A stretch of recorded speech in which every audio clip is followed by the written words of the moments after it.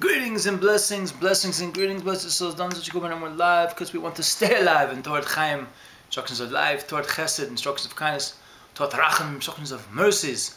This is the second installment, hopefully, of state of education versus the faithful shepherd. No, this was not a court case. This is not a worldwide wrestling federation type of competition. This is trying to fuse together, cross-pollinate a seminal paper that was written 3 years ago by some of the brightest minds in this country. And the name of that paper again was A New Model for Education, which was written by doctoral students. And I understand this was not for their doctoral dissertation. This was one of the papers that helped them earn their master's degree in education from Harvard University. And I'll read their names again. Almi Abeta, Robert Garcia, Guadalupe Guerrera, Schiavino-Narvaez, Latoya Walker, and my good friend Shimon Warnker. And I do apologize to any of you in advance. I don't know if this video will get to any one of you aside from my friend Shimon if I'm pronouncing your name incorrectly. So, blessed souls, you know, we try to put our best foot forward, and I got a couple of interesting comments in my congregation this morning at the Frankel Shul in Kessler Crown Heights, Brooklyn, New York. Someone said to me, "Why did you make a video with the camera facing the window?" So I corrected it. I don't think you see the window now. And, you know, with the books, it doesn't look so neat. But, you know, blessed souls, you know, we're not here to appear aesthetically pleasing. We're trying to get off a certain point. I mean, the desert where the Torah was given at Mount Sinai was a place called the Mokum Hefker. It was a desolate place. No one wanted to live there, yet 600,000 souls, men 20 years and older, and their families, approximately 3 million, including the Erev Rav, the mixed multitude, were rejoicing in a place of desolation. So, Baruch Hashem, thank God, this humble abode which I live in with my family is not a place of desolation. It's a place where we try to get involved in Torah revelation, and I say that in the most humble sense as your cyberspace friendly neighborhood Torah activist, because hopefully from these type of engagements and talks that you'll be encouraged, blessed souls, because you're blessed, you have a divine image. Look in Genesis 1:27 to go a little bit deeper into the Torah. Then I got an email from a very good friend saying, I missed something in the higher connection, the higher level connection. The John Stuart Mill statement must be understood in its relationship to God. I can almost hear the angelic realm singing and blowing trumpets to this statement. Conform to what? An independent mode? Why the grouping and the shepherding? The concept of emanation cannot be elided over. I would prefer the positive as opposed to staying away from the bad. True. But, blessed souls, when we have a splinter in our finger, we have to pull it out. Infection can take place. And the worldwide education system has a splinter in it.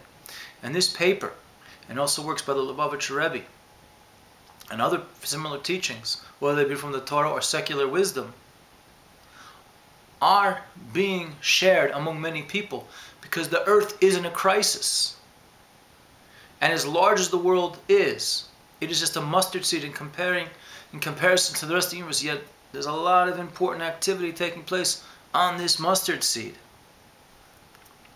Then, statement is saying one can attract more bees with honey than vinegar. That's true.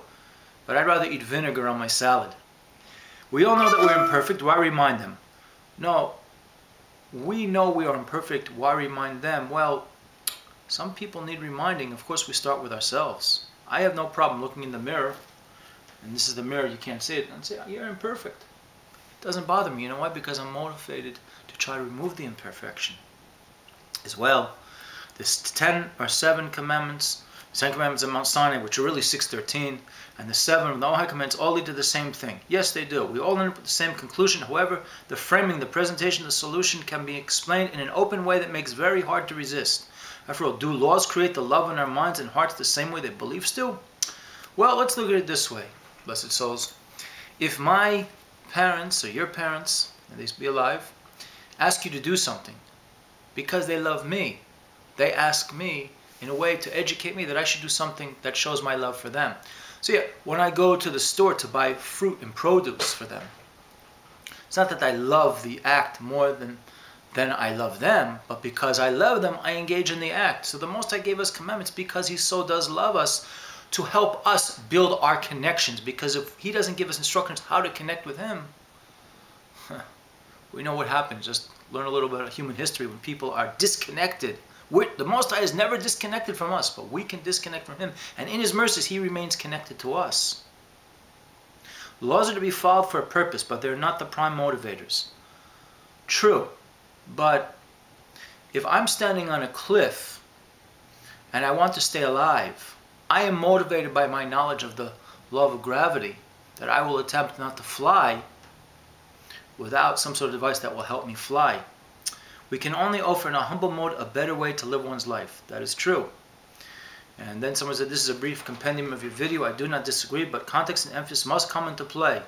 I would need hours and hours to explain everything fully. True. And that's what I need to as well, blessed souls. So let's go a little bit into this paper now.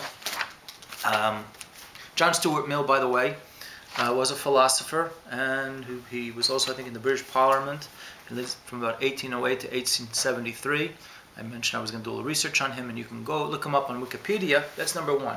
But before we go into that too, I just want to go into 24:14 in Leviticus, because I mentioned to you yesterday, it was a quiz I wanted to give you, blessed souls, and one important point, because people think Israeli is an invented term, a modern term. Well, blessed souls, if we go to chapter 24, verse 10, it says, the name, the son of an Israelite woman went out, and he was the son of an Egyptian man.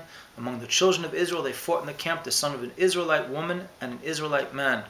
Now, the way you would say that in Hebrew is, for the woman, Yisraelit, or Ha-Yisraelis, and the man is Ish Ha-Yisraeli. So there we see, blessed souls, that when we call modern day Israelis, there's a reason why the name is Israeli, because they are descendants of the ancient Yisraeli man and ancient Yisraelit, ancient Hebrew or Israelite woman. Also, let's go now, because we only have about a minute to go. I guess we'll have to make more videos. This is just to flesh out the matters. That this paper that was written by that group of bright minds is an attempt to generate a new system of education based upon the theory of power by David Nyberg.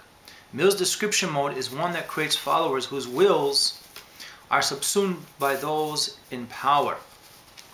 Meaning Mill did not buy into the idea that despotism, ruling over a mass group of people, should be the way of governing society and leading society. So this paper has 7 parts. I guess we'll conclude on this part. First, an analysis of power with subsequent understanding of our present educational system. Second, instruction that moves away from coercion and apathy to one that fosters commitment through informed judgment, the how of education. Third, breaking the university educational complex in order to move towards depth in curriculum and assessment, the what of education. Fourth, a blueprint for the new American Academy. Fifth, the end of isolation through professionalism. And sixth, empowering the heads and hearts and hands of future leaders through the knowledge of power and the skills of freedom. And seventh, our concluding thoughts. Wow, sounds like a revolution. But guess what? The revelation of the revolution through education is part of the solution toward universal redemption. And that's the core of the Sheva Mitzvah B'nai Noach, social justice. And let's just remember, I'll just